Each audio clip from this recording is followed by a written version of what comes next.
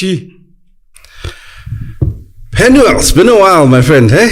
Welcome to the Penuel Show, man. I think this was a long time coming. It was always inevitable that you're going to be here. I guess it was just a matter of when. And I'm glad that it's sooner rather than later. No, I'm good to be here. I think, you've all got a lot to share. A bit controversial, getting banned on social media and all sorts of things, but some things need to be said. You wanted to ask me something. I said you must ask it on camera. Why were you banned on Twitter? Okay. I actually don't think I've answered this. And I'm hoping by the time this episode airs that Elon Musk will have done the most. Shout out to all the Pretoria boys. You guys must champion for me to get back. So ex-President Thabo Mbeki 2022 has been doing this thing of going around giving his opinions on various things. COVID being one, he raised his thoughts around HIV/AIDS again. One of the things he said was, contrary to popular belief, most crimes are committed by South Africans and not foreigners. So one of my mentors, Ukandani Msibi, went and he retweeted that and he said, obviously, there's a lot of South Africans by far, so it would hold. Tongue in cheek, I responded to that saying, it's like saying most crimes are committed by black people. Hate speech. Permanently suspended. My Twitter's gone. Okay, most crimes are committed by black people in a black country. Of course. It's common sense. It's hate speech. Is it? According to Twitter. Okay, so how do you describe that term in a way that's politically correct? Who the hell knows? You know, one of the things So my favorite and my worst social media platform is Facebook. I was on Facebook when it came out, when Mark Zuckerberg and them were literally starting, I think it was 2005 or somewhere then. I've been a fan of Facebook ever since. I've grown with it, etc. But as they've become more strict and the algorithms have become crazy, I've probably been punished the most of all the people I know. I think in 2021, every other month I was banned for 30 days. So I was only on for like 6 months in total, because the other 6 months I was off. One of the things I said was, what if when Facebook bans someone, they put like a banner on your profile? Say banned. Gerald Mondiambira has been suspended for 7 days because he posted this. Number one, for everyone to see, so I can't say that. I can't post this. So now you're warning people. But number two, in my case, I want people to see how ridiculous it is. The reasons that we get suspended for on some of these platforms. Will it ever happen? I don't know. If Twitter, for example, is like, @GodPenuel has been suspended permanently because he posted this, and allow people, I think this would be pretty dope, allow people to appeal on my behalf with reasons of why they think it's actually an unfair sentence. So if you say something not nice about anyone of any color, hate speech. Even if you are of that color yourself, and it's something that is statistically factual. Can you say the N-word on Twitter, I wonder? Can you try? Maybe you should try. I'm not going to do it. No, you can definitely do that. You know the N-word on Twitter. you know the hypocrisy of social media, and I don't want to speak about this because I don't want this episode taken down, because I've come to respect that these platforms, we don't own them. They have their own rules. Kanye West, in being cancelled in various platforms for some of the things he said, was pointing out that the people that have cancelled me have no issues when my people make music, say things of a violent nature regarding drugs, etc. But as soon as you say anything supposedly factual about them, all of a sudden it's a huge issue. Then we're going to be banned today, my friend, because we... Are you here to drop bombs? I'm here to drop bombs, man. Definitely not dropping this episode. Jeez. Yes, it's going to be a problem, because the same people who ban everyone fool us. And the way they work when it comes to money is, I call them they, so I've got a show called What They Don't Want You to Know About Money. They, you must ask yourself, who is they? They is often a system. It's a mindset. It's people who want you to keep you under subjugation and not to open your eyes and be aware. Okay, they is your school teacher, it's your headmaster, it's your principal. Those people who told you, Penuel, you'll never amount to anything, Wena. You're going to be a failure. They is sometimes your family. You know, those in your family who like being the rich malume. And he won't tell you guys how he actually makes his money. Of course. He doesn't want you to know. They could be the slay queens who bring you down because they want your money, but they don't respect how it's earned. The number one problem and the number one myth, which we've all been tricked into, is that money should not be respected. We've lost respect for money. And the moment you lose respect for money, you're going to be a slave for the rest of your life. Because money needs respect, because money is a tool which you must master so that you can actually put others into slavery. Put others into slavery. Yeah, that's what happens. Money is a capitalist tool. There's a master and a slave. And money works that way. That's how money flows, from masters to slaves, or slaves earn money for their masters. So the one thing which the world has tried to make us forget is us as Africans, we believed in what we called our commonwealth. And our African commonwealth system was simple. Whatever your surname was, you lived in a village, everyone in the family had a role, but the cows belonged to everyone. The granary belonged to everyone. There were soldiers who did the protecting. There was a hut where there was a traditional healer or doctor and medicine person who could heal pretty much anything. Yeah. Our food was natural and organic. And there was a hut where Umama Lo was known for making the best meals. Sure. And there was order. And then they came and messed up the system. And then whenever they come, they mess up a system in such a way that they confuse. So now when you think of the word Commonwealth, you think of a grouping of nations which is headed by the King or Queen of England. King Charles. Yeah, King Charles. So Ramaphosa's mate. Okay, so the issue there is this. They created the Commonwealth so that they could deal with their white guilt. Okay? Okay. We're going to make all you countries independent because we think it's the right thing. It's time for you to be independent. And you can all still be our friends and stay in this group called the Commonwealth. It was done to blindfold all those countries into forgetting that they were looted and raped and pillaged. Independence was given. You know, I asked this because you always hear this thing, or there's a quote that says something along, you can never be given freedom. It can only ever be taken, or you can just exist in it. No. So if you're given an independence, what does that actually mean? I'm done with you. It means I'm done with you. You've served your purpose. You know, Iskorobo, when Iskorobo is old, you throw it away. Is this similar to slavery in America? Do you Same believe thing. the reason they were given freedom? They were given freedom Abraham Lincoln? because, you know, the system evolved to another form of slavery. But in essence, slavery you can only be emancipated when the one who was holding you no longer requires you. So even the one who does the emancipation law is the same person who was holding you in bondage. Okay? So that's the problem with money. We've all been tricked into thinking that, firstly, that it's easy to manage. Secondly, that we can also master it as easily as they did. Yeah. No, they had a head start. If I come and I steal money from you or steal wealth from you, and then I say, let's shake hands, let's forget about the theft. But from now on, we're equal. Yeah. Will we ever really be equal? It's impossible. It's impossible. And that's the one thing which probably the African continent is only waking up to now, that we were never equal. And the moment you speak about how our commonwealth was stolen to create their commonwealth, it's a problem. The poorest person in the United Kingdom lives a pretty decent lifestyle. Their base of living is that high because of wealth, which was not from that island, but from everywhere else.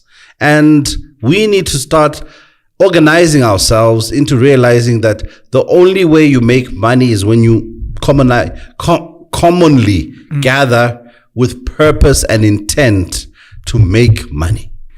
let's take a step back.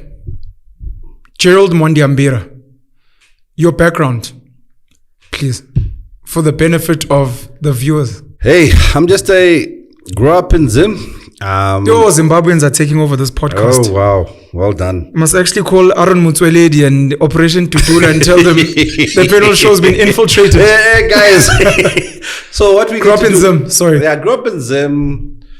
Yeah, and I was sold the dream, the British dream of you're going to get a good education in one of our schools, learn the Queen's language, and you're going to probably work for a bank or somebody. So I was okay with that. I was happy with that. Zimbabwe still has the best education system on the continent. Debatable if the schools are there, but it's debatable. I think at that time it was definitely true.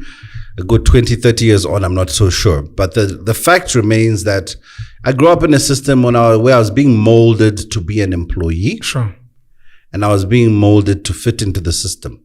Do you believe that, because my understanding of Zim's education system is for the longest time it was the best. Do you believe it was the best from a Western perspective or best from even the people's perspective, that you guys are like, we were actually really educated and empowered? It was the best in that they fed us what we were supposed to be fed, which was the information which they taught us about monocotyledon, dicotyledons. They taught me about deoxyribonucleic acid. They taught me about Latin. Amor, amass, amant, I'm a batis, I'm a band. I could speak French. Yes, they taught us from their perspective. Yeah. But we didn't know who we are. By the time you finished that schooling system, you didn't know what Zimbabwe means. Yeah. We didn't know how the country was even liberated. We didn't even know who its leaders were. We were just hamsters in a system, and we were ready to work. Sure. And then there was disruption. Okay. And the biggest disruptor in anyone's life is called poverty. Once you have lack, your mind pops like a popcorn. And suddenly you need to make a plan. So that's when people left the country, left, right, and center to UK, US, South Africa, because they had to just go somewhere. And what caused the poverty? Greed. Corruption. Sanctions? No. Not sanctions? No. There was no sanctions. It was greed. Okay. And we're getting a similar situation here. I think they call them military veterans. Yes. Yeah, they did the same thing in Zim. The government one year decided, well, there was two actual events which led to the collapse of the Zim economy. The government went to help out a sister country in a war called the DRC. Yeah. Okay. And it's debatable, but the word on the street is that the country was supposed to be paid for its services, because I'm not going to send my expensive toys to help you. But the money was never repatriated into treasury. Most of the military equipment was destroyed, and the biggest item on the budget for many years and forever in Zim has been defense. So that eroded wealth instantly, obviously, which never was repaired. And also the military vets went and decided that they wanted payouts, and they got paid a lot of money, and that kind of that's the one reason. Well, it's one of the reasons, a lot. And then obviously there's Western media as well. So it's not just... Western media doesn't like it when we take our power back. Yeah. Whether be it for wealth purposes or in any way when a black person is about to be on top of their game, it's about the time they fall. Why do you think we don't have true African media? And even if we do, why is African media not strong enough to counter external media? Because we don't like reading about ourselves.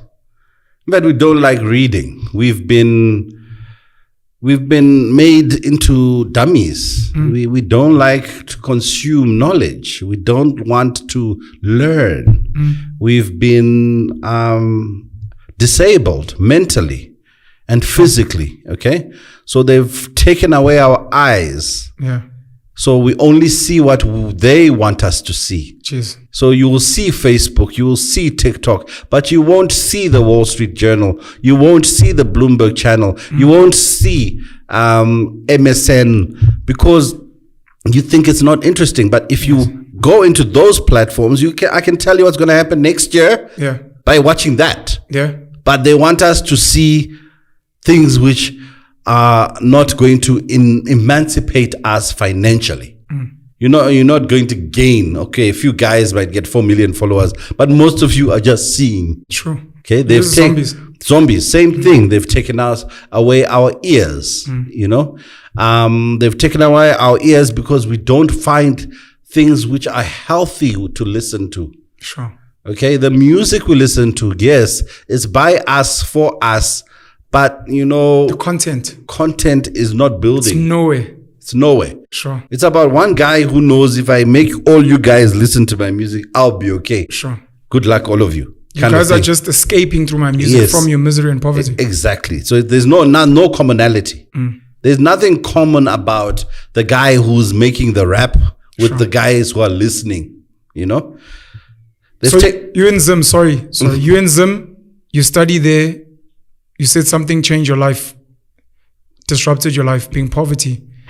Yeah. I disrupted your story, sorry. Yeah, poverty, man. We were okay, man. We had a car, we had a decent house. I went to a private school. Come on, boy. And then life was good. It was okay. It wasn't great, but it was okay. Yeah. But this thing called inflation, it creeps up on you. So every year you're getting poorer. So, on Sundays, I remember we used to have breakfast as a family around the table, and that's when we'd have eggs and sausages, and you choose what you want to eat. Then that goes. It's no longer every week. It's now at Christmas, kind of thing. And then you're like, okay, I can see things be changing around here. And I'm just thinking in my head, every Sunday, 2 sausages to 1 sausage. Yeah. 3 eggs to 2 eggs. Yeah. Now only the adults eat the eggs. You could just have a sausage. Now, no.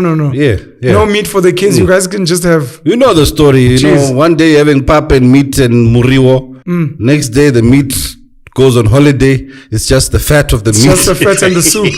You cook the meat, but you don't throw away the fat. You gotta keep the fat in the fridge. Sure. Because the next time you cook muriwo, you gotta put the fat there to have the pretend meat. Of course. When you're now drinking mazoe and bread, oros and bread, that's your daily diet. Mazoe is the Zimbabwean oros, basically. Yeah. So I guess the decline in standard of living started making everyone start thinking of where else can we be? Yeah. And that's my journey. Ended up, but by that time I was working for a bank, I think, and in Zim. Okay. No, good job, guys. Yeah. My first car was a Gushesh at 18. Jeez. Yeah, Zim was the spot, dude. From high school, you went straight to work for a bank. And within 6 months... Good life in Zim. Within 6 months, I was driving a BM. I was sitting in the executive dining room. I was the youngest guy, and I was really on top of my game. And then things crumbled, man. The economy tanked. And then we scurried off different countries, went to the UK. I persevered, stayed within finance. And I'm still in financial. And I've ended up in this space.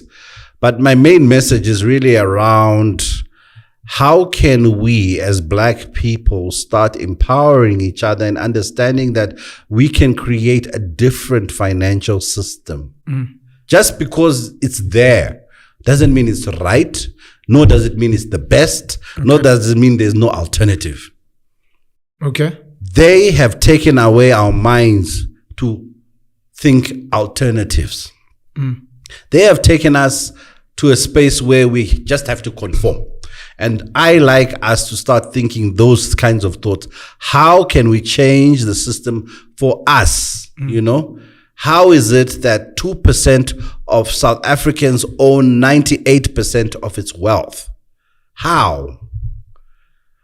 Why can't the 98% get together and say, you know what, Pen, there must be a better way of doing this. There must be another way of empowering each other. And I've done it in another interview. Wealth is created. The money will not finish. Wealth is created. If I take a tree, I cut it down and I make a chair. Okay? And I sell that chair. And someone buys it. I've created wealth. Sure. Even if I go and I buy a piece of wood for 10 rand, make a chair and sell it for 100 rand, where did the 90 rand come from? You made it. Yes. So we need to open our minds, let that pop, let those brains pop like popcorn so that we start realizing how can we do things differently so that our eyes see what can empower us, our ears hear what can empower us, our mouths speak words that build. We are the most hateful race ever. Black people are black. Hence, they can call it black magic, evil bunch. Blackness is known with and associated with witchcraft and nasty stuff, blackmail, blacklist, because they said black, Negro. The Negroid race. But who made us black? We accepted being black. We've always been black and we were fine with it. But when we started taking their narrative of what blackness is to them, then became the problem. So we have a self-hate problem. Number one problem in the black nation worldwide. Doesn't matter whether in America or in South Africa or in Zimbabwe or the UK, we just hate ourselves. But this hate is because we've been told to hate ourselves and taught to hate ourselves. Okay? And then you say, okay, but how can we change that narrative? Let's change the story. Let's create media which starts selling positive black stories. Have you watched black movies? Tyler Perry. Yeah, most of them. No, Tyler Perry is cool. He's kind of safe. But you know, most of the movies were gangsters, drugging, you know, New Jack City, Nino Brown, you know what I'm saying? Our hero, you know, he's just drugging our whole community, but he's our hero, you know what I mean? And all our soapies were either drug dealers or involved in things which generally are not wholesome. Someone has actually pointed out that a lot of the South African black soapies, drama series, there's nothing positive. The powerful families are all in one way or another involved. They're all criminals. The only activities. Positive South African soapy is Generations. Or it used to be. I don't watch it anymore. Used to be, yeah. Used to be. It was a media company owned by black people wearing suits and ties. And everybody says, I want to work in an office like that and own my own company. There was one before that one years ago, Ifalagam Tetwa. Similar as well. So, yeah. So we have very few positive black stories, so we just accept. We accept. You know, News Media 24, who own most of the media in South Africa, closed magazines. Most of the black titles were closed. We never complained. They closed Drum. They closed Drum? Yeah, no, Drum is closed. It's just online now. Go buy a copy of Drum. Where are you going to get it? I remember Kanye Dlomo Mkhize. Kanye Dlomo, she's remarried. She had a big brand which somehow collapsed as well. I don't know if it was Destiny. Was it Destiny? Yeah. It was under the same stable. Yeah. So to me, I don't Destiny know. And Destiny. I can't answer the question of how can we just start loving ourselves first. Starts there. Then we'll start seeing and hearing things differently. We'll start speaking words of edification. Our hands will also start doing things that are positive. Yeah. Hug your children. Don't slap them and quarter them and grab shamboks and show them how to be disciplined. Yeah. You know, fathers, when was the last time you hugged your child? You know, mothers, when was the last time you hugged? But when was the last time you clapped someone? Yeah, you remember that. You know what I mean? So our hands have also been taken away. Yeah. Because our hands have been taught to work for them. So if they don't call us to come work, our hands will be waiting for work. Okay? They've stolen those as well. They've stolen our kneecaps and our feet so that we don't move. We don't walk. You know? We don't see the world. One of the reasons which those nations, the English, the Spanish, the Portuguese, the Germans, the kingdoms got rich. The French. Don't forget the French. Oh, yeah, the French, definitely. They traveled. we've been taught to stay put. True. The only time we travel is when we're hung up and strung up in a slave ship. We don't celebrate travel as a race. We don't glorify travel as a thing that needs to be done naturally. No. So the best thing you can do right now, if you're black and you're watching this, is apply for a passport, please, and start using it. You know, that's one of the weaknesses of South Africa, and that's why there's so much Zeno. Yeah, because people don't travel. Hey, they don't know what exists beyond the... Heck, they don't know more. I've met South Africans who don't know who've never been to Durban. To Joburg. And they fear coming to Johannesburg. As someone who comes from KZN. Now think of, what do you think? Do you think we're not scared when we cross a border to go to another country? Do you think that people are just like, yay, we're going? No. It's the scariest experience. When I was 21, jumping onto a plane, going to a different country where I know no one, I don't know what they eat. It's scary. But that's how also wealth is created, by traveling. Sure. Money knows no borders. Yes. Okay. So the reason why we don't know how much money they stole from Africa is because we've never been to their countries. To see our wealth there. Hey, go see that little island called UK. You cry. Little island. Rocks. They don't even have animals. But the wealth. Scary.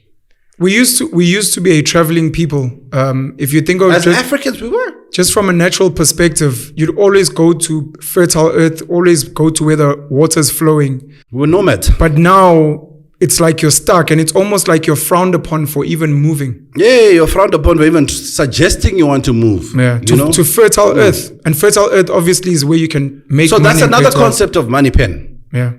In order to understand money travel, once you've traveled, you get perspective. Once you have perspective, you get vision. When you get vision, you can get a mission. When you get a mission, you can do it. Now, if you don't travel, you will sit and consume what's fed to you. The narrative is not under your control. Am I saying everyone must leave South Africa? No, I'm just saying that be aware. Sure. And also, we need to embrace and also start understanding those who have traveled, why they came. Some of them it's real poverty, and a lot of foreigners are doing good in this country.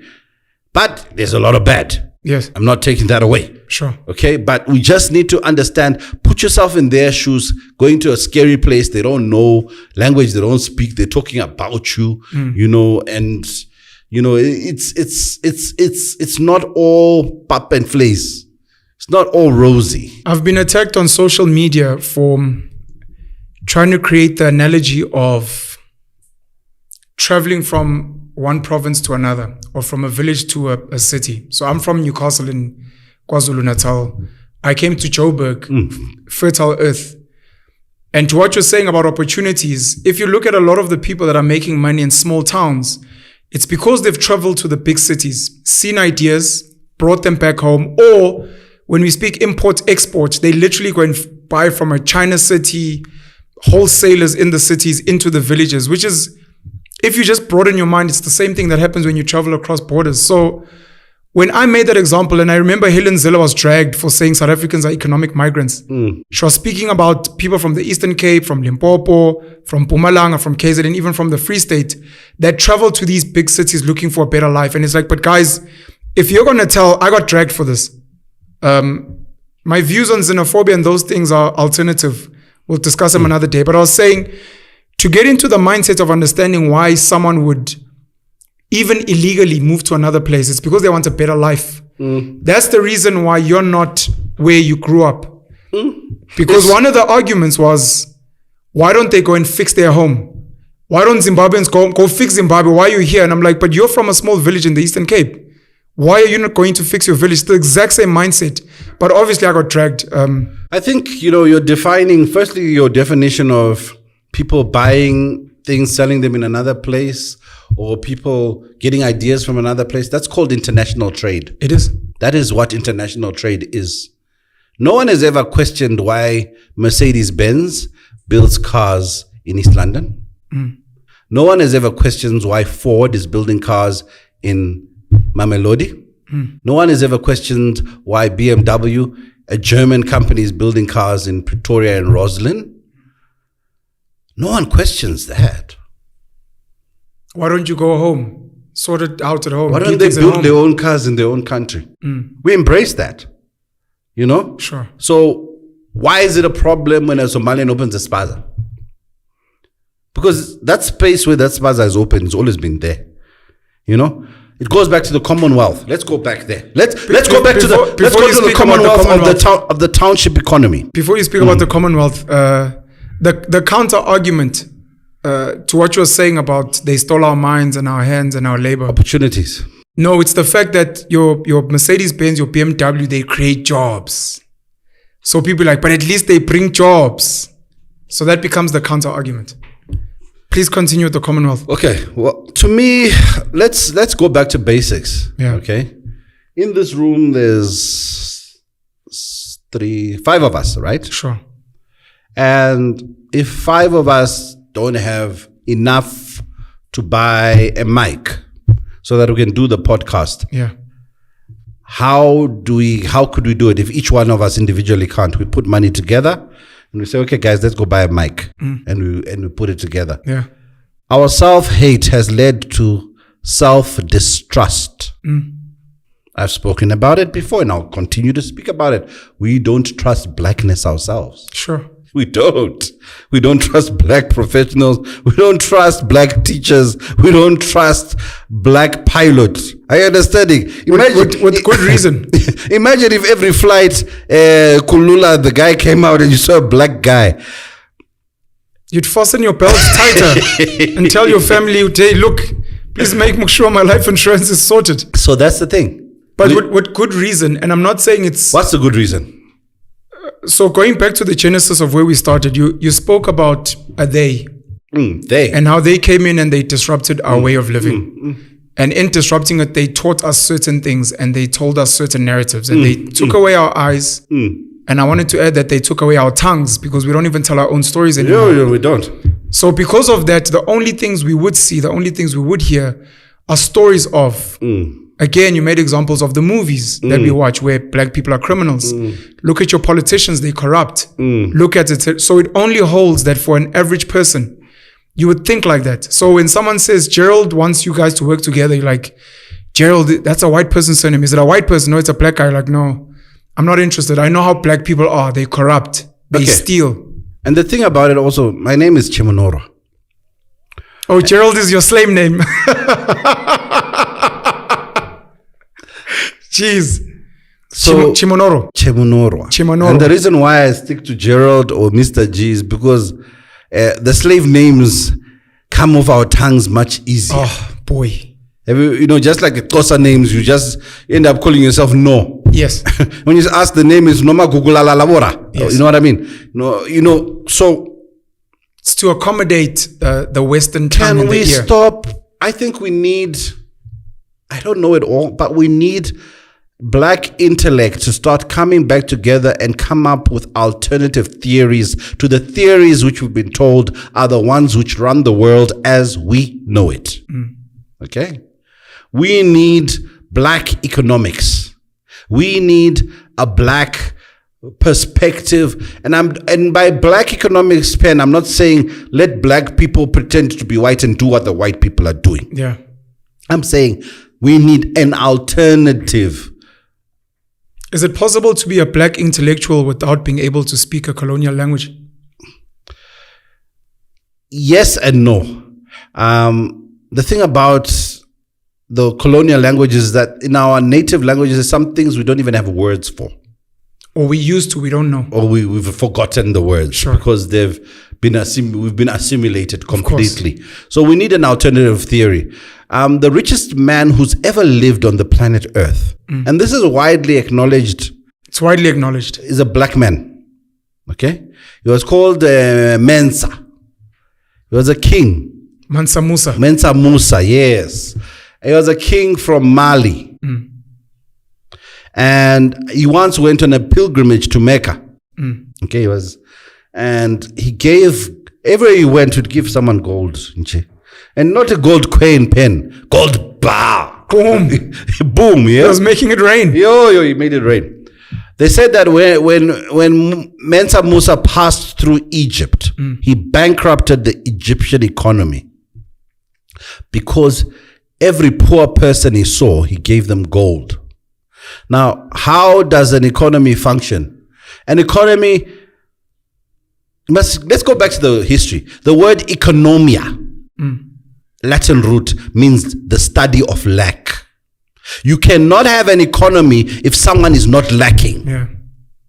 Because he cancelled the lack in Egypt, he bankrupted the economy because money could not flow. Money typically flows from someone who is wealthy to someone who is poor, or from someone who is poor or someone who is wealthy. There's that diffusive movement of money that is necessary for an economy to exist. The moment you find an equilibrium, you cannot have an economy. And the system needs that to survive. So we've also been taught, forget about your brother, forget about your sister, rise, climb that mountain, pull the ladder, keep the economy going. You've got my head spinning, yes? That's why they hated our Commonwealth in Africa. Shaka Zulu, we were fine. Vibrant economies which were trading with each other, but they were not built on lack. Our economies were built on wealth. Abundance. It's called the richesse in French. Our African economic model was built on wealth. Giving birth to more wealth and giving birth to more wealth. So we had a totally different spin on how we see money. Sure. And then they came and said, no. We come from a place where there's lords and there's paupers. Who are the lords around here? And then they gathered all the lords and then they started teaching them their ways. Of course. So that's the whole point. Alternative thinking is all we need, Pen. We can turn around our countries, turn around everything, but we don't want it. We don't love ourselves. We don't trust ourselves. We don't embrace ourselves. We don't travel. We don't see. We don't speak. We don't hear.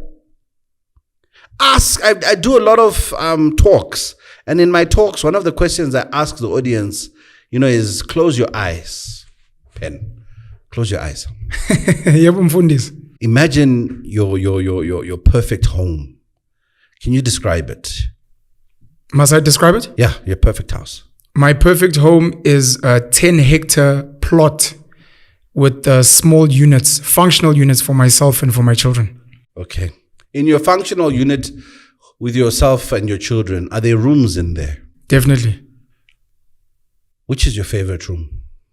Oof, I'm such a bad example for this exercise. I'm a minimalist, so I believe in using up all the rooms that I have. But my favorite would definitely be my study and where I consume information. Okay. This is the right answer. Okay, you can open your eyes. Thank you. You gave the right answer. Most people tell you about the mansion, East Wing, West Wing. Of course, lots favorite of rooms. Room is always kitchen or TV entertainment room. Or for the indoors bedroom. Of course. Because they're bedroom Man bullies. cave outside where I host pool parties. They never describe and talk what you described. A library. Yeah, no, I'm bad for this exercise. A repository of information. Funny thing. Or maybe even a workshop. My favorite room is my workshop where I build things. The favorite room of most people of color is a room where no knowledge is acquired. Where they escape. Where they escape into someone else's knowledge. Because for me to make a movie, I'm actually playing with your mind because it's all in my mind. Coming to your mind and taking your money for that purpose. And when you watch their movies, they make it clear which the most important room is, eh? Especially if you watch any shows where money is involved. Sure. They're always in a study. Always in a study or the gold office. lettered books and what behind them, and they're talking money. Yeah. But when we see those movies, we don't actually see that's where the power lies. Sure. Problem we have, I was talking to someone today, is the internet also is being used to kill knowledge. Of course. Because before the internet, you had to read. And because you had to read, you had to keep consuming. Because you'd read one book and it's finished. You read another and it's finished. Now, try and look up good information on the internet. You'll have pop-ups, TikTok, slay queens. Endless garbage on tap. On tap. Just swipe. It doesn't stop. It doesn't end. And you just become a zombie. Yeah. So again, let's start increasing knowledge about ourselves. And I remember I was reading an article the other day about some black doctor in the UK who's winning prizes for the most simple thing. Yeah. He's a dermatologist. And was reading in the books, and all the books say the symptom of this disease is reddish pink nodule. Then you saw one thing like, but guys, this whole book, all the skin here is white. Yes. So how can I, as a black doctor, treat pen? Maybe you're not the right example. I'm definitely the right example. Stop a dark black guy like me. Now you're looking for pink nodules and pink what? Sure. No, it's not going to happen. All he did was he took pictures of black people with the same illnesses and gave the symptoms of a black person. I understanding the entire medical field still studies white skin and white descriptions of illnesses and symptoms. Hence, they can't treat black people most times. I need to come up with like a signal to ask my guests to wrap up so I can come in, because I've been accused of interrupting. You know, when I look at the import and export business, international trade, one of the things I tell people is you don't have to invent anything new, and you do not have to solve huge problems. If you look at the spaza shop industry, if you look at the taxi industry, it's literally for many people. Let's speak about the spaza shop because that's easy. A new squatter camp, an informal settlement that has been set up.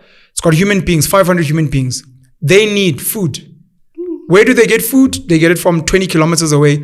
I'm literally just going to bring the food here, maybe add R1. It's not rocket science. So with import-export, I'm listening to what you're saying about the doctor of, there's a huge gap for anyone who's going to be watching this. There's a huge gap in translating certain content. You could literally become a multimillionaire just translating existing content into another language. Adding a different pigmentation, different hair products for different people. With import-export, people traveled or people came into the country and they brought in Italian cuisine, pizza, pasta. They didn't invent anything. They just brought it in a space it's never been consumed. They brought in sushi. They brought in hamburgers. Sometimes with travel, if you look at the West African cuisine that's becoming big and Ethiopian cuisine that's coming big now in South Africa, sometimes travel just needs you to do that. Just go and see things that they don't have at home that you think are cool, taste nice. Just take them home. You don't have to manufacture anything and you make money. That's wealth creation. There's nothing new under the sun. You know, it's what you're saying. Everyone can create wealth. And I also want to debunk this thing of I'm too poor to make money. Yeah. You know, to have one cabbage, to raise one cabbage costs 5 rand. Okay. If you let that cabbage grow and you sell it, you're going to get 20 rand. Okay. So let's say I'm that too poor person. Sure. I'm going to grow 4 cabbages. Okay. At the end of my 4 cabbages, my 20 rand is now 80 rand. Okay. And let me grow a 5th one so that I can eat. Okay. So there's a method to the madness of creating wealth. Yeah. All I need to know is how much cabbage do I need to eat to survive? Yeah. How much extra do I need to have to sell? Yeah. Suddenly I'm now creating wealth from nothing except God's great earth. And every 4 months, I start a new cabbage. Same thing with sweet potato. So we can't keep leaning to the whole excuse that I need capital to start a business. I need this, I need that. You can take it back to that level. And I think you actually just need customers to start a business. If you don't have 5 rand, get a customer who wants cabbage, who will give you 20 rand. Now you've got 4 times 5. You can plant 4 cabbages and they only wanted 1. That's it. And that's what investment is. Putting in money, letting it vest, which means giving it time, and it returns to you. It's simple. But we just don't get we don't get it, Pen. We're not listening to it. We're not watching it. It's not interesting enough, And now we're reaching a point where 2022 has been a really tough year economically for everyone. Everyone's got less money. Only now do people start having those conversations. Again, I'll take it back to Commonwealth. Stokvel. It's simply a group of people putting money together for a common purpose. 2023, what I would like the woke or the black people who no longer want to be in the chains of bondage, where their eyes have been stolen and their ears been filled with nonsense and their nostrils breathing dirty air whilst their tongues speak vulgar language with kneecaps which don't function because you've been prevented from walking, yet your reproductive organs work very well because you like to reproduce. Because why? They told us that's what we're good at, procreation. Why? Amen, Mfundisi. Why did they tell us procreation is what black people are good for? Because they wanted to fill a slave plantation with little niglets. I wanted niglets. Hallelujah. So at night, I give you alcohol so that you get inebriated, so that you can copulate and give me niglets, lots of them. And when I'm bored as a master, I'll come play with you and create another race. Jeez. But I don't see that race. It's still a niglet. We need to take it seriously, Pen. We need to take this conversation seriously of how do we take black people out of poverty using black people. Kiyosaki said, use other people's money to make money. Let's create money with only our blackness, without them. And they had it in America for a while. There was a time between the 60s and the 80s when black people were in existence. They were still voting Republican back then. But what happened? America is a very interesting example because it's an example of a black nation which was uprooted. And there's a time when black people were creating their own wealth in their own communities. And they had Harlem, for example, black barber shop. They had black banks, hey? Yeah. They could live entire lives in a black world. Yeah. And then guess what happened? They saw, there's money there, Moose. Why don't we get on in there? Came and destroyed it, and they called it regeneration. Sure. Okay? We need that in South Africa right now. In Africa. So I did a Bachelor of Commerce in Accounting and Economics. Economics being the studying of allocating scarce resources. I then went to do my honors in accounting at the University of Johannesburg. My undergrad was at Rhodes. Lot of Zimbabweans at Rhodes. Rhodesians. So I guess my life was always going to end up in Zim with Zimbabweans. The Rhodesians. Shout out to Cecil John Rhodes. I went to work in banking for Absa and Standard Bank. And one of the mistakes I made, and I'm glad you mentioned Kiyosaki. In 2006, in my third year, I read Rich Dad, Poor Dad.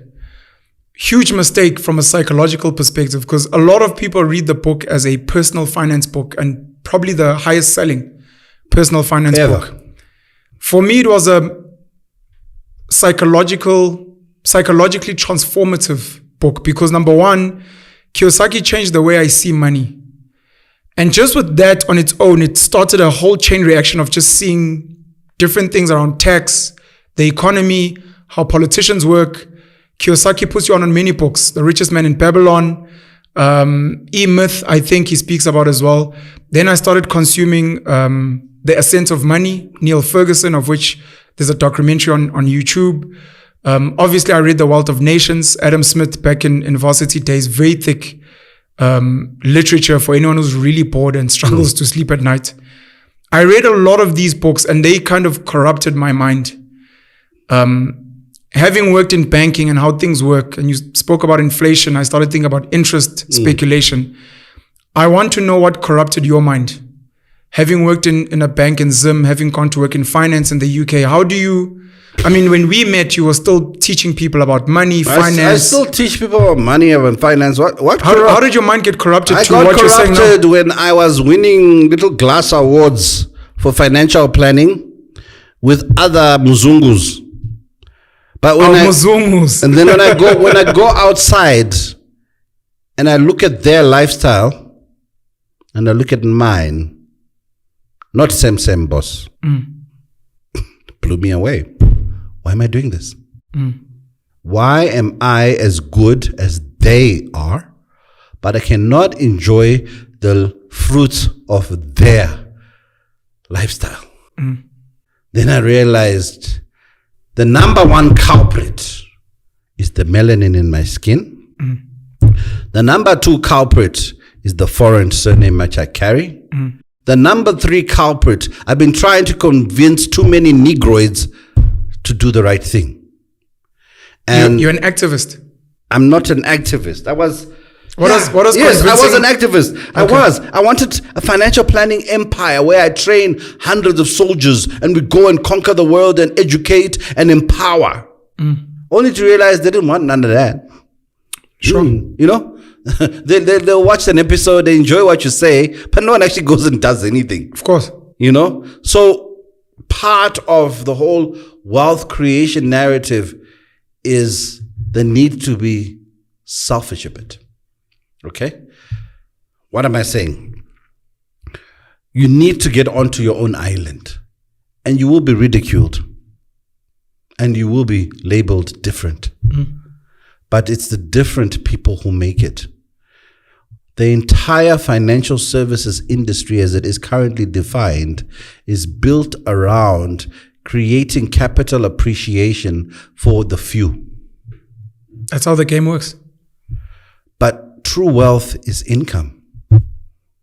Hence, those who know what money is will tell you it's not assets or their capital value. It's how much income, or if you look at it from an accounting point of view, it's looking at your money flow. You know? That goes against the Forbes and Bloomberg rich list because all they focus on is balance sheet. Balance sheet. Not cash flow. Look, money that is not in my hands is not money, guys. It's not. Look what happened to all the guys who are holding Bitcoin 2 months ago. And Mark Zuckerberg and Elon Musk both lost $100 billion in a year. Overnight. Paper money, just... But Mark Zuckerberg and Musk earn income every day. Cash flow. Cash flow. I want to interrupt you. That's why they say when you value a company which is worth nothing, they use discounted cash flow. Cash flow is what your worth is. Hence, auntie is richer than you, probably. She has because cash. she has cash. You have debt. You have debt. Who auntie is living in your house, eating your food, wearing your clothes when you're not there, sleeping in your bed when you're not there, and going home with cash. Meanwhile, you can't send 3,000 Rand e-wallet. If you want to know the value of your network, Penuel, tell me 5 people you can call right now who will give you 100,000 Rand without questions, without guarantees. What's the highest value someone lend you in your personal friend network? That's your worth. What's the highest value which a bank will give you in your financial network? That's how the world sees you. That's how valuable you are to the world. Yeah. Many people will be shocked if they do that small exercise of who can I call right now and ask for money? How much can I ask for? If you are still dealing number 2,000, 3,000, seriously guys, we need to catch a wake up. If the bank is still telling you they'll only give you 100,000, it means that when you're worth 100,000 Rand pen, they will not risk more than 100,000 on you. Insult. I'll be insulted. I'm now all about, I want to be something. And part of me saying I want to be something is about discovery. What I can do. How can I create income? How can I create wealth? Because I need to leave a legacies for my legatees who are my children. I want to create an inheritance. I want my children to enjoy a usufruct of assets which they were born into, which they don't know how they came. And I'm going to do it because I've made up my mind to say, look, the system is broken. And I would rather say, how can we create a system that we can all enjoy?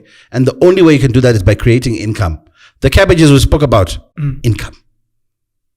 When I read the Robert Kiyosaki story, one of the epiphanies I had, I think last year or the year before, which blew my mind was, number one, of all the books Robert Kiyosaki has sold, of which I've bought a lot of them, I've since given them away or sold them.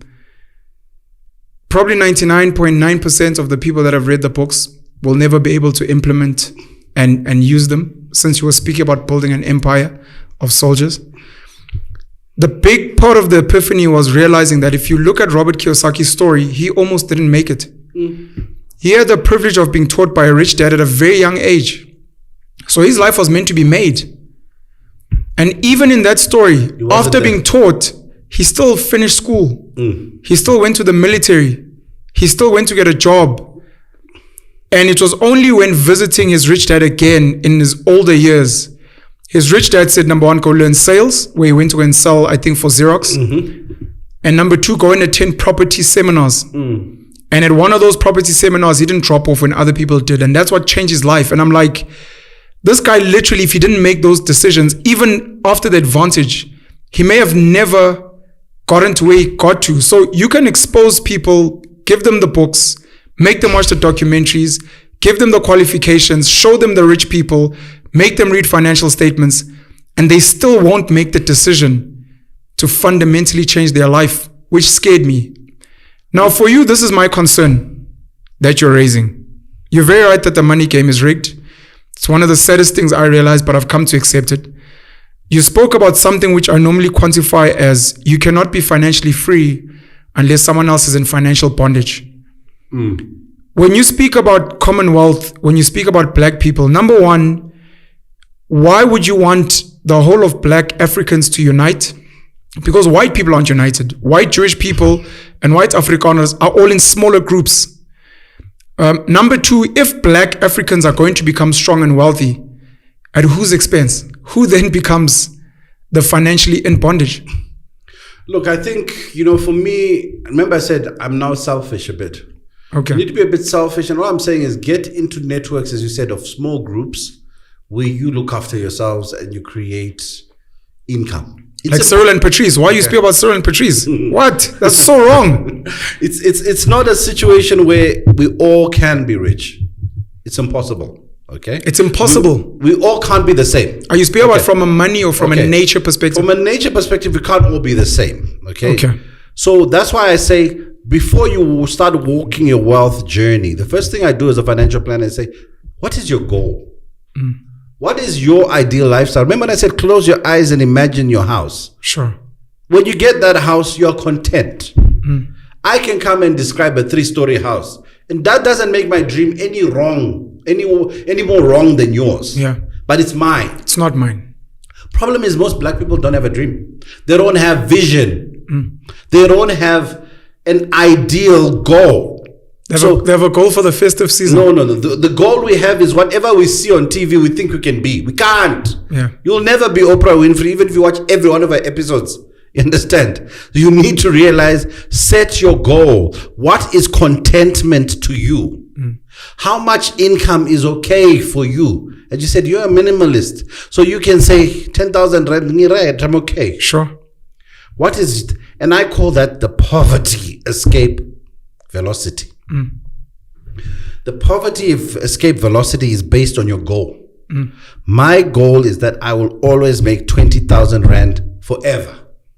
Then the poverty escape velocity becomes how I can create passive income to generate 20,000 without ever working again. I've escaped. You can only escape if you're held in bondage. Right now, we are all in bondage of poverty because until you have a vision, you're in bondage. Until you're working towards a goal, you're in bondage. Whether you like it or not, you're just coasting along, but you're in bondage because your own popcorn of a brain has not yet popped. When it's popped, you now have a house, you now have a car, it can be a hat, it can be whatever, but you have vision. Once you have a vision, you can now plot a way to get to there.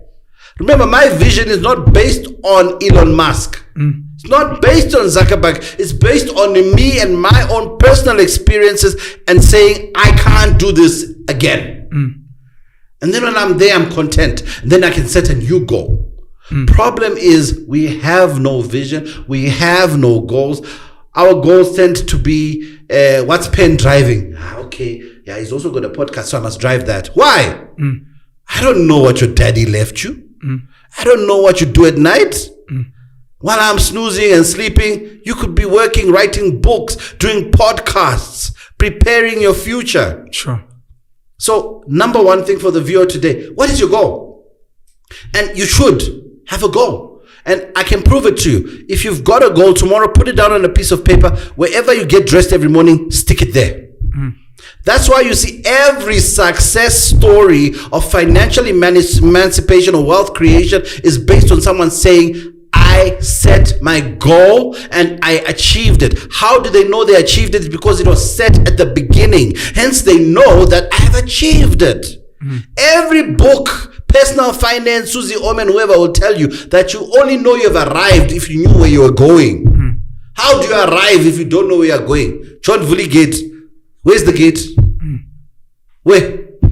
That's what we are as black people. We are guilty of not having goals and then buying that narrative that we are just studs for procreation, which is why the black race is so guilty of financial infidelity and sexually transmitted poverty, sexually transmitted debt, STD.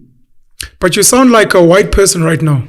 I do, because for you to know. Then how do black Africans liberate themselves if people like yourself are speaking financial emancipation, passive income, which cannot come unless you're oppressing other people financially? How do you achieve both at the same time? You cannot see your blackness until you see yourself as how they see us.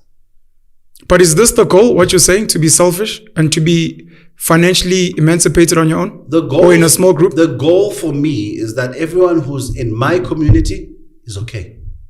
It doesn't matter what happens to others. The other community guys, I tried, Ben, I tried. Right. So you don't blame the West? I don't blame the West. Small island you spoke about. There was not one big village. South Africa was not one big village. It was many little villages. Yeah. And they were not worried about what's happening in the next village, but they worried about theirs. Right now, we've reduced our villages into huts. Hence, we're struggling. People could function as a small village because there was a multitude of huts with common purpose.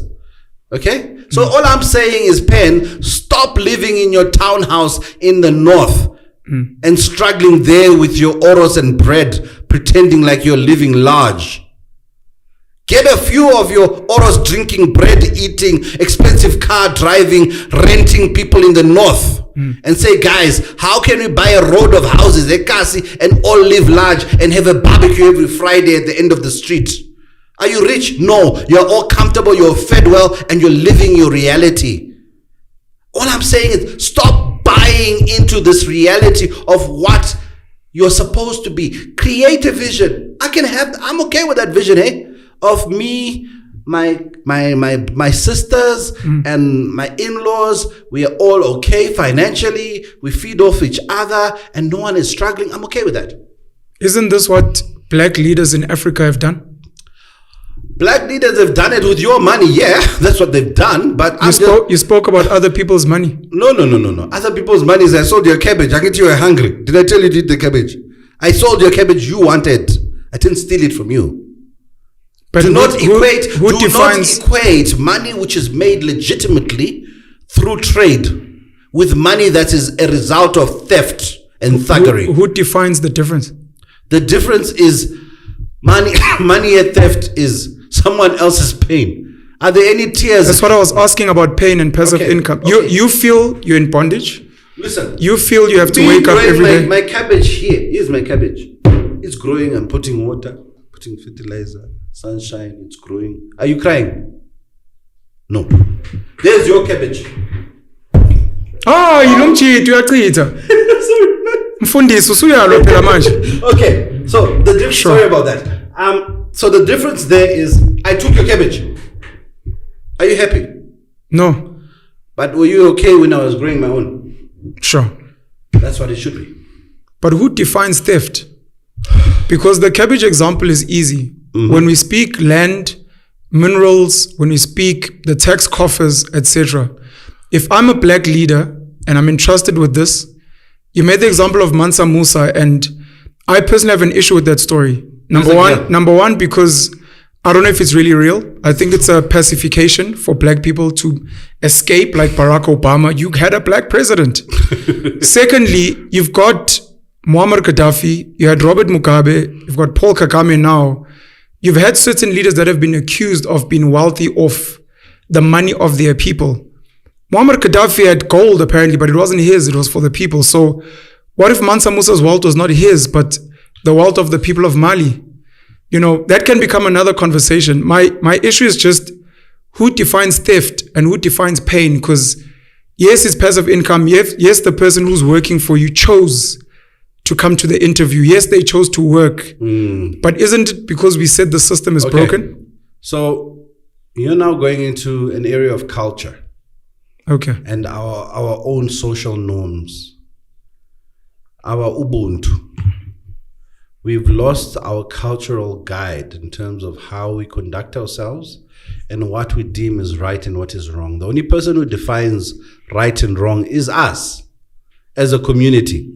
But if you're defining right and wrong under a set of rules which you didn't draft yourselves, you end up in prison. Sure. Hence, the Roman Dutch law system, which South Africa enjoys and uses to lock up anyone who wrongs it, it's a Roman Dutch law system. We had our own African traditional systems. And as you are saying, those are the things we need to resuscitate and review as to why they are wrong or right and how best we can apply them for our own blackness. But why is it black? You speak about Commonwealth, you speak about my community. Why does it have to be racial? Okay, it's not racial. If you're watching this, I speak blackness because I'm black. Sure. If you are yellow, call it yellowness. No, I'm asking for you in particular. No. I'm just saying it. Sure. Blackness is because that's the color I can relate to because that's what I am. Hence, if you're watching this video and you're white, apply it to your whiteness. Apply it to your yellow. But why must it be racial? It's not racial. I'm just saying apply it to your common grouping. My common grouping, I cannot... Look, dude, I've been in this black jacket of a skin for 46 years. Sure. Dude, I feel it every day. Sure. So I cannot deny it. Okay? Sure. Therefore, my point of first correction is the injustices which I have suffered because of wearing the skin jacket. You know? If I could have done, I would have done a Kanyimbao many years ago. Sure. And straightened my hair and then gone and won my awards and been rich. Sure. You understand? But I am not. So I have to face my reality. This is who I am. You raised your frustrations with black people a couple of times during our conversation. And you mentioned that you got private schooling. You mentioned the privilege of driving a nice car at age 18, working in the United Kingdom, which many white people around the world would love to go and work in finance in the UK, which tells me that you've been relatively privileged. But it seems like you, like a Kanye, have had so much privilege, but you want more. And you attribute your lack of more with your race. And I'm just trying to figure out, do you not share commonalities with other white, Indian, Chinese people who have had struggles? Theirs might not be racial. They may be gender-based, or they may be nationality-based, or they may be whatever. Like a white person is frustrated like you because he can't get a BE deal, but you can. Look, everybody's got their frustrations, eh? And I was not privileged, dude. To get a job in Moorgate in the city of London, I went for 89 interviews. 89 interviews. Different places. You can imagine how many times I heard no. So if you call going for 89 interviews, being told no, and then getting a job on your 90th, privilege. Okay, let's call it privilege. I got in. And then when I got in, if you call training people to be your manager, privilege, then it's privilege. If you call earning less because of the jacket you are wearing and the surname you have, privilege, then it's privilege. So black South Africans have privilege that white people don't have because of BEE and their ID card. Well, yes, there's a few who have enjoyed that privilege. Let's not lie. But how many? How many? If you call surviving on a social grant at 350 Rand privilege, then call it privilege. It's not. You know, when I hear you speaking about your interviews and your experiences, again, going back to travel, you travel and you speak to so many different people across South Africa. Let me cut you off. I did not choose to travel, guys. I did not choose to leave the land of my birth to go and struggle and be treated like a second or third class citizen in another country by choice. I did not wake up and go to private school dreaming of being that in someone else's country. I dreamt of being successful in the land of my birth. My dream was stolen away by people like me. That's the same narrative which we all face. Our dreams are being stolen, yet we watch. So, yes, I want us to travel by choice, not as a result of becoming an economic refugee, because if I don't travel, I die. But do you realize, Gerald, when you spend time with white Afrikaners, they utter the exact same words. They didn't leave Europe by choice, and they came to South Africa to become second-class citizens to the British. This is what I'm saying about travel, that when you start traveling and you meet people like me, I'm in Johannesburg, and I'm not here because I wanted to be here. I'm here because there's a better life here. And you start realizing that there are certain classes, certain experiences. There are people that have been oppressed. Those are facts. No doubt. Based on race, based on gender, based on nationality. I mean, as a black Zimbabwean who works hard, who's trying to liberate black Africans, who's trying to help, you will get bashed by even ordinary black South Africans that you're trying to help. Yeah, definitely. Because of your nationality, even though you guys wear the same jacket. No. In the same office, working for the same slave master. Sure. We oppress each other. Sure. And then there's a different social type of injustice. Ask my wife, interview her one day. Sure. Wearing a surname when you are as 100% more South African than anybody. Sure. But you just chose the wrong dude to fall in love with. Sure. You know? She'll tell you about how she's been abused and what we've gone through at Home Affairs, until she then speaks her language and they're like, but if you spoke all along, why have you been waiting 8 hours? Would have helped you a long time ago. Yeah. And she's like, I sat here the whole day because you told us to queue and I'm following the law. Sure. I don't want to be corrupt. That's corruption right there. Sure. You understand? So that's how endemic we are now in terms of accepting things which are just morally wrong. I'm going back to your idea of commonwealth, your idea of finding your community, your idea of being selfish, speaking about your legacy and legatees. And my question was just purely around, why does it have to be race-based? Why can't Gerald, with a white guy who identifies with your story and a Chinese lady who identifies with your story, why can't you guys have your own commonwealth where you guys share the same values, you work hard, you want to uplift and empower and educate, but you want to be okay? Because you've realized most other people, regardless of race, clearly don't care. Yes. No. I'm doing business with white people. Sure. Okay. And I'm happy. I'm okay. Okay. But those white people know I'm black. Sure. I deal with this thing of race. First meeting. Mzungu, can you see I'm black? Yes. Mzungu, can you see I'm Mzungu? Yeah. Okay. This is how Mzungus and blacks usually treat each other. Are we going to do that? No. Shake hands. Let's do business. Sure. The problem is most of us walk into these relationships and pretend that we don't see it. Sure. I want someone to see it. They said, doing business with Afrikaners is actually nice because if they don't like you, they don't even waste time. Sure. Yeah. Apartheid really conditioned them properly. If they don't like blacks, they don't like blacks. Sure. But if they're okay with you, they're okay with you. So I'm just trying to say, because our lowest common denominator, if I'm sitting in Matatiele, sure, in the Eastern Cape, is we're all black here. There's no white person inside to do business with. Let's work together. But you work with whoever sees you. Do they become part of your commonwealth? Yes. If I'm partners with you, we're eating together from the same pie. Sure. Commonwealth. It's fine. But just all I'm saying is let's choose it. Let's create it.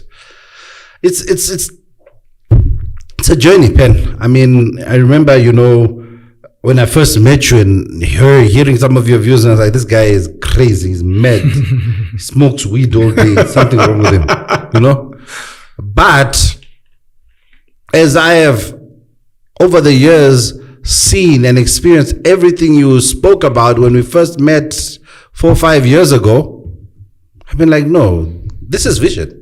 This guy's not crazy. He's not smoking weed. No, but you're not God. But not yet. This guy is God. No, we'll give it another 4 or 5 years. Don't worry. But the point is simply, we need more people who just question the norm. And questioning the norm doesn't mean we're breaking it. Yeah. Or that we're going to change it.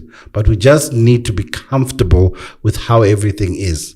And I think that is it. That's really my message for today, to say, set your goal.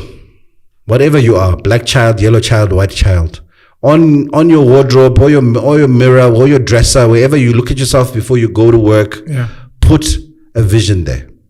I dream of this by then. And be exact, be clear. Know exactly where you're going. No. There's no approximate dream. Yeah. Exact. Sure. And then start working towards that. Okay?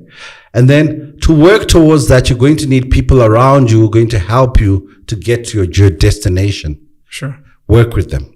When you get to your destination, thank them and reward the people who helped you to get there. That's another thing. Yes. We're very short on thank yous. 100%. As people. Real thank yous. Real thank yous. Yes. Real Ubuntu thank yous. Ubuntu thank yous of, you know what, if I had not met you, I would not be a better person. Yes. And sometimes just words of edification and encouragement. Yeah. We all think thank you must be money or coke money. No, it's simply thank you for making me realize I hadn't thought about that. Sure. And that's what we need to do. When you reach your goal, set another goal. Repeat. And when you've achieved it, teach someone how to do it. Teach someone else how to do it. The reason why I love financial literacy is simply, I just challenge people. Most people don't come to see me again because I challenge them too much. They don't come back. You're a tough coach. I'm a tough coach. To achieve the goals. But I love the few people I've got, because I know that I've met versions of myself at 20 who will not live a life which I'm living now. And I'm okay with that. I'm happy with that. But now I'm driven by family. Therefore, family is a core value of mine. I'm driven by my children because I don't want them to be economic refugees. Sure. I don't want my children to end up traveling because of necessity. Sure. My daughter is going to be a pilot and she's going to fly a plane because she set the destination and she wants to land it there. Sure. Not because she's escaping greedy guys who are stealing your destiny. We don't want that for her. And it's the same thing for any South African right now. There's good, there's bad South Africans, there's good, there's bad Zimbabweans. You cannot put everyone into one basket. 100%. Okay? Even in Zimbabwe, there's good and bad. There's jails in Zimbabwe. Sure. If all Zimbabweans were criminals, then the country is a jail. Okay? So we need to just open our eyes and emancipate. I had on Twitter the other day, someone, boom, Zimbabweans go back, wada. And then I was like, okay, what about my children? What are they? What does that make them? Their mother born Jabulani, Soweto. The roughest of the rough growing up. So are you going to deny them their birthright because their father happens to be from another country? Or are we going to create a new country for them?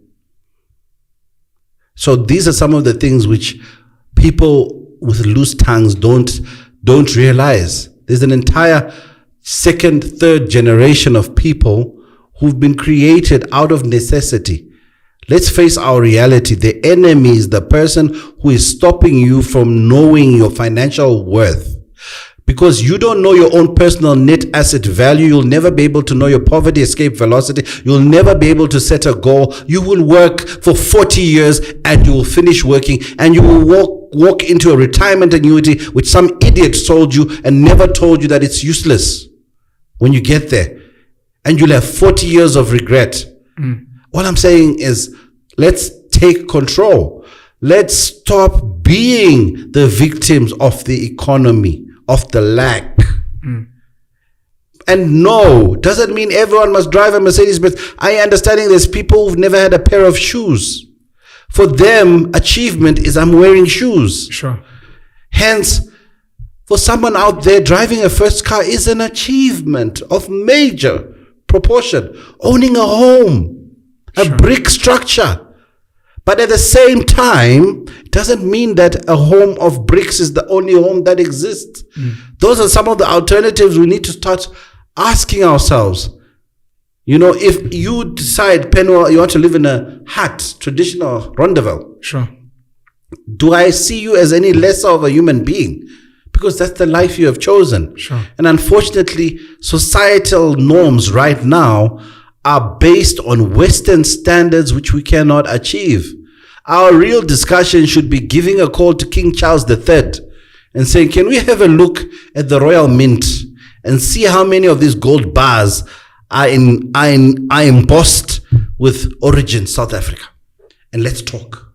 Let's have a chat over tea about those gold bars. Let's have a chat about the British Museum of Natural History, which has got all these artifacts, which are our heritage. Things of Shaka sitting there. Let's have a chat. Go to the French government, the Francophone countries, have the same chat. Because until we have, and they will run away from the chat. They don't want to have it. They don't want to have it. But the thing is, they also won't have it with you. They'll have it with your leaders. They won't have it. Who are their friends? Yeah, they have it all. But that's the thing. But then it goes to leaders. Who do you choose? It's an election year next year. We all have choice, eh? We all have choice. We can, and you start by changing your cell. And that's how I'll end today in terms of saying, let's find your cell. And how your economic cell can function is simply have centers of excellence in your cell. Imagine yourself as a Commonwealth village and saying, what's my hut? My hut is the financial planning hut. Therefore, I need a doctor. Therefore, I need a lawyer. Therefore, I need an accountant. Therefore, I need someone who's going to do food for us. Therefore, I need a mechanic because we've got cars. I need an electrician or a builder because we're going to stay somewhere. And let's work together in that cell. Once you have one cell, a second cell will form. And a third. It's the whole spiderweb economy in capitalist nigger. Chikaonyani. It's there. As you said, everything to create wealth is there. There is nothing new under the sun. It's all been done. But it's what you said, implementation. How many people are actually going to get off their behinds and actually say, I want to do this. I think I can. I believe I can. You know, remember that rhyme which Avazungus taught at, I think I can, I think I can, I think I can, I think I can. Of the train going up the mountain, I think I can, I think I can, I think I can. Then when you get to the top, I know I could, when you're going downhill. Sure. They're teaching you life. Those Wazungus are not stupid. They went, hey, it's good to be in a classroom, because they didn't see me as the black child, like, okay. State secrets being shared right there. They are training white kids to understand that life is a journey and sometimes it's tough. Sure. But it gets easier. And the black schools were not doing I think I can, I think I can. They were doing different rhymes. You see? And it's all up. That's part of the education. Because if you look at the development of a human being, the first 6 years define your entire life. My wife is a psychologist, so she's taught me. Could you know? First 6 years, potty training. That thing of you saying, hey, you mess up everywhere, you dirty, filthy, are you understanding? You're teaching that person shame. All the shameful adults, they had problems, potty training probably. People who struggle with shame and self-consciousness. It's all rooted there. So to me, it's that kind of knowledge to say, let's get her here. She teaches us that. Therefore, when I know next time I did, another one she taught me was a child crying. When you say this child doesn't cry, he is a good child. Hey, problems in life are coming for that child, because it means that child has learned to cry so much and realized no one comes to pick me up, so I'm a good child. Crying is a call for help. When you pick up the child knows the world's a safe place. Someone cares for me. A child who cries until they stop crying, until they stop crying completely, is going to have problems in later life. I don't want to paraphrase or misquote. All I'm saying is we have the knowledge. Bazungu's messed up when they let us in.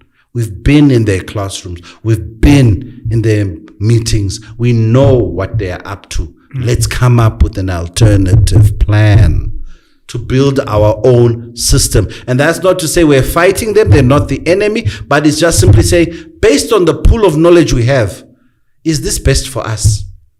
Which is the most popular and best-selling financial product in South Africa, Pen? For blacks. We have to close the conversation, otherwise we'll go for another 2 hours. The most popular... It's probably funeral cover. Why? Because you ain't good at nothing else but dying. And they make a lot of money on that. But why have they never come up and said, do a black retirement annuity, where your whole family contributes towards retirement so that everyone's okay? Then what? Your family will be okay. Then you won't need us again. Nah, can't have that. Cancel that product. But that's the gap for you, like you said, with the UK black doctor, to go and create those for your people. That's the gap for me. And that's the gap for me to find partners and people who believe in such ideas. Sure. Because we need to get together. Because everybody, as you said, who has created wealth needed someone else. You needed a customer. You needed a consumer. You needed capital. When we sit again, when you come back, I want to challenge a lot of the things you've raised. Number one, I personally have an issue with the first 6 to 7 years ECD, early childhood development. I don't agree with that theory. I parent different. So the concept of children crying and calling for help, I have slightly different thoughts around those. So when your children are crying, they're happy? We'll discuss it then when you come back. I'm very thankful for you coming through and sharing your thoughts, especially as someone in finance, in money coaching, in financial planning. I think it's so fundamentally important. And the passion that we obviously saw and how you feel about, especially black people, liberating themselves from financial bondage, educating themselves. It really means a lot to myself and hopefully to all of the viewers. You asked a lot of questions.